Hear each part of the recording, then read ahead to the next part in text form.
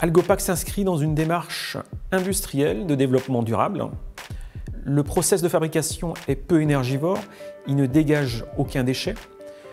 Le process également de fabrication intègre des boucles de recyclage, c'est-à-dire que la matière les déchets de matière sont réintégrés dans le process de fabrication. Enfin, Algopac intègre également le volet social dans le développement durable, c'est-à-dire que Algopac intègre la création d'emplois sur le territoire, c'est-à-dire que Algopac est un réel projet industriel ancré développement durable pour le territoire de Saint-Malo. La grande différence entre le plastique et la matière Algopac, la ressource est régionale, alors que, contrairement au plastique, la granule plastique provient du forage du pétrole, donc très éloigné du cycle de production. Ensuite, l'extraction du pétrole est plus polluante, entre guillemets, que la récolte des algues à proximité. L'autre différence entre Algopac et les pétrosourcés, la granule Algopac est directement récoltée et transformée dans un rayon de 50 à 100 km, alors que les granules plastiques sont d'origine au minimum européenne, mais de plus en plus asiatique.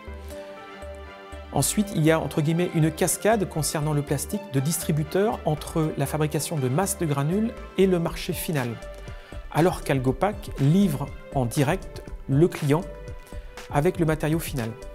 Le produit Algopac est un matériau innovant, c'est-à-dire qu'il ne contient aucun dérivé chimique ni aucun dérivé pétrosourcé. Donc on est bien sur un matériau 100% végétal. C'est un substitut au plastique puisqu'il se forme dans les mêmes tolérances et les mêmes dimensions que les matériaux plastiques. C'est un matériau qui est colorable dans la masse avec des pigments naturels. Enfin, ce matériau peut s'imprimer avec les process existants d'impression sur lesquels on peut imprimer jusqu'en quadri.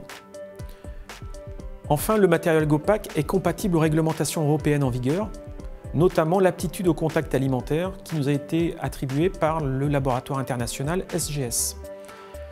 Point important sur la réglementation, le matériau Algopac est le premier matériau au monde de substitution au plastique qui ne contient ni phtalate ni bisphénol A.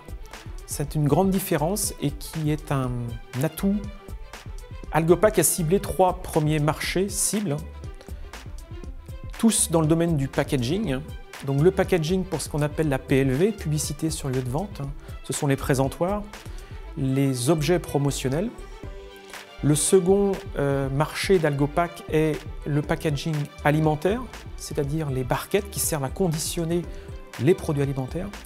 Et enfin, le troisième segment de marché d'Algopac est l'emballage cosmétique, c'est-à-dire les tubes, les boîtes qui servent à conditionner les produits cosmétiques.